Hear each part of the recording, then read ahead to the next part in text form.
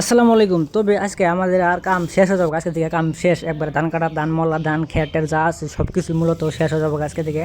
And পুরাই কিন্তু মজা, মোটামুটি প্রায় 7 দিন ধরে এই ধান কাটার কাজ করতেছি, তো অনেকটাই ভালো লাগছিলো আমার। তবে ধান কাটা যেমন তেমন ধান কাটা যেটা মজা আছে সেই মজাটা কিন্তু সেই জোস, ঠিক আছে।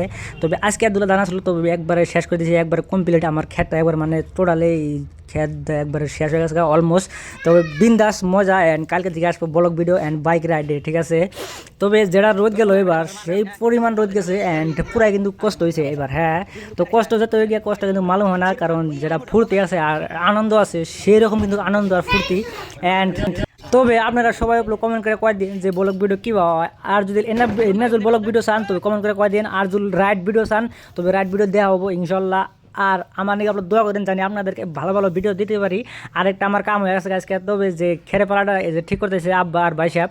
তবে আমি কিন্তু খের যে তুলে দিতেছিলাম, তবে ওই খের তুলে দিতে হেরে লাস্টে পালা দেওয়ার পরে পালার মাঝখানে থেকে পালা গেছে ভাঙ্গিয়া। তবে এই যে এখন ওই পুরা খের ফেরা থেকে এখন করা লাগবে কাজ, পুরো কিন্তু কষ্ট হয়ে গেছে লাস্টে। তবে এনে কষ্টের মধ্যে দেখি যে ফেরা গাছে থেকে একটা কাটল পরে গেছে, পরে একবারে যে আইলা গেছে, কারণ কাটলটা একবারে ভিতরে পচা আসলো। তবে এই ছিল ভিডিও, তো সবাই কমেন্ট করে কয়েকদিন। অ্যান্ড সবাই ভালো থাকেন, সুস্থ থাকেন, আর আমার জন্য দোয়া করেন। ইনশাল্লাহ আরো ভালো ভিডিও দেওয়ার চেষ্টা করতেছি, ঠিক আছে। আল্লাহ হাফেজ, সবাই ভালো থাকেন, সুস্থ থাকেন।